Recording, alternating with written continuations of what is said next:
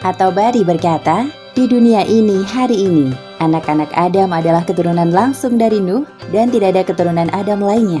Lalu bagaimana dengan nasib manusia-manusia lainnya?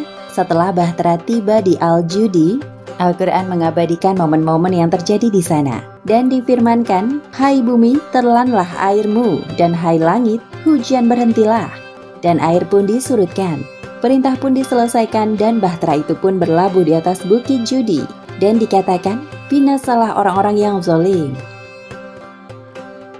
Dan Nuh berseru kepada Tuhannya sambil berkata, ya Tuhanku, sesungguhnya anakku termasuk keluargaku, dan sesungguhnya janji Engkau itulah yang benar, dan Engkau adalah hakim yang seadil-adilnya. Allah berfirman, hai Nuh, sesungguhnya dia bukanlah termasuk keluargamu yang dijanjikan dan diselamatkan. Sesungguhnya perbuatannya tidak baik. Sebab itu janganlah kamu memohon kepadaku sesuatu yang kamu tidak mengetahui hakikatnya. Sesungguhnya aku memperingatkan kepadamu, supaya kamu jangan termasuk orang-orang yang tidak berpengetahuan. Nuh berkata, ya Tuhanku, sesungguhnya aku berlindung kepada Engkau dari memohon kepada Engkau sesuatu yang aku tiada mengetahui hakikatnya. Dan sekiranya Engkau tidak memberi ampun kepadaku dan tidak menaruh belas kasihan kepadaku, niscaya aku akan termasuk orang-orang yang merugi. Difirmankan, hai Nuh, turunlah dengan selamat sejahtera dan penuh keberkatan dari kami atasmu, dan atas umat-umat yang mukmin dari orang-orang yang bersamamu. Dan ada pula umat-umat yang kami beri kesenangan pada mereka dalam kehidupan dunia. Kemudian mereka akan ditimpa azab yang pedih dari kami. Quran Surat Hud ayat 44 hingga 48.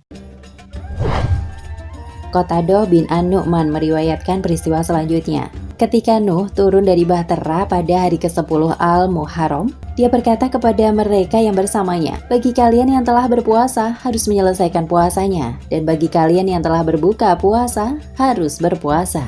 Sementara itu Ibnu Katsir berkata, Nuh melepaskan burung-burung dan mereka berterbangan menyebar ke muka bumi. Setelah itu orang-orang beriman turun. Nuh meletakkan dahinya ke tanah dalam sujud. Para pengikut Nuh menyalakan api dan duduk di sekitarnya. Menyalakan api dilarang selama di atas kapal agar tidak menyalakan kayu bahtera dan membakarnya. Tak satu pun dari mereka makan makanan panas sepanjang seluruh periode banjir. Setelah pendaratan ada 1 hari puasa sebagai tanda terima kasih kepada Allah. Lalu di manakah letak Al-Judi? Ahli geografi asal Arab Ibnu Qordadbi pada abad ke-9 mengatakan bahwa lokasi Gunung Judi berada di tanah Asyur atau Al-Akrad, tanah peninggalan bangsa Assyria pada era modern. Artinya ini mencakup wilayah utara Irak, timur laut Suriah Timur, tenggara Turki, dan pinggiran barat laut Iran. Sementara itu Yaqut Al-Hamawi, seorang ahli geografi muslim juga, berkebangsaan Yunani pada abad ke-12 dan ke-13 mengatakan bahwa gunung tersebut berada di atas Jazirat bin Umar di sebelah timur Tigris. Dia juga mengatakan bahwa pada masa dia hidup, masjid peninggalan Nabi Nuh masih ada. Setelahnya, Nuh kemudian membagi wilayah bumi kepada putra-putranya, sebagaimana dikatakan oleh Amir bin Sorahil al-Sobi. Ketika Nuh, keturunannya, dan semua yang ada di dalam bahtera turun ke bumi, dia membagi bumi kepada para putranya ke dalam 3 bagian. Kepada Sam, dia memberikan bagian tengah bumi di mana Yerusalem, Sungai Nil, Sungai Efrat, Tigris, Saihan, Jaihan atau Gihon, dan Faishan atau Pison berada. Itu memanjang dari Pison ke timur Sungai Nil, dan dari daerah dari mana angin selatan bertiup hingga ke daerah dari mana angin utara bertiup. Kepada Ham, dia memberikan bagian bumi di sebelah barat Sungai Nil dan daerah-daerah yang melampaui wilayah tempat angin barat bertiup. Bagian yang dia berikan kepada Yafet terletak di Pison dan daerah-daerah yang melampaui tempat angin timur bertiup.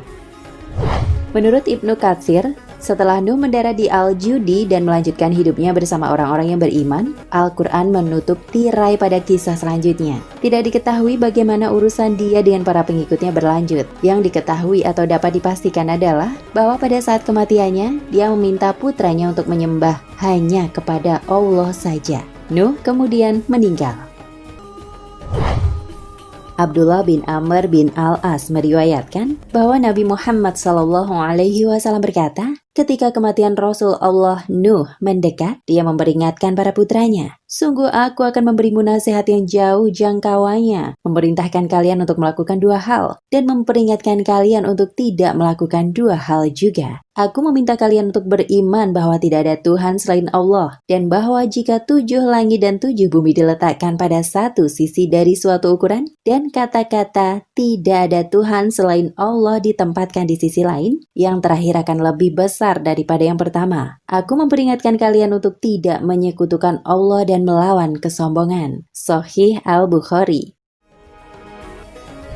Beberapa tradisi mengatakan bahwa makam Nuh berada di Masjid Suci di Mekah, sementara yang lain mengatakan bahwa dia dimakamkan di Balabak, sebuah kota di Irak. Adapun orang-orang yang beriman, bukan keluarga yang ikut bersama Nuh, diriwayatkan meninggal dan tidak memiliki keturunan. Sebagaimana dikatakan oleh At-Tabari, mereka yang ikut bersamanya di Bahtera adalah orang-orang yang beriman kepadanya dan mengikutinya. Namun mereka hilang dan binasa, dan tidak ada keturunan mereka yang selamat. Di dunia hari ini, anak-anak Adam adalah keturunan langsung dari Nuh. Dan tidak ada keturunan Adam lainnya seperti yang Allah katakan. Dan kami jadikan anak cucunya Nuh, orang-orang yang melanjutkan keturunan.